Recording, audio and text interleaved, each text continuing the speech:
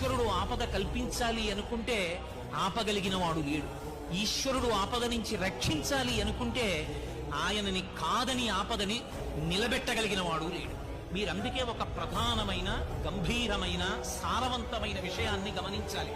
సనాతన ధర్మమునందు కష్టపెట్టడానికి ఒకడు, రక్షించడానికి ఒకడు ఉండరు. భయపెట్టినా పరమేశ్వరుడే భయపెడతాడు, భయం నుంచి ఉద్ధరించినా పరమేశ్వరుడే ఉద్ధరిస్తాడు. అందుకే విష్ణు సహస్రనామ స్తోత్రంలో భయకృద్భయనాశన, ఎవడు భయపెడతాడో వాడే భయాన్ని పోగొడతాడు.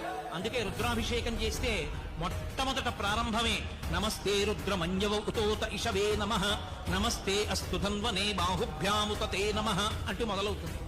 ఈశ్వర, మేమేదో పాపం చేశాం, అంత కోపంగా ధనస్సు బాణాలు పట్టుకుని మా వంక చూస్తున్నారేంటి? పిల్లలం దోషం చేశాం, ఆ ధనస్సు పక్కన పెట్టేయండి, ఆ కోపం పక్కన పెట్టేయండి, ఆ బాణాలు పక్కన పెట్టేయండి. మీరు మా పట్ల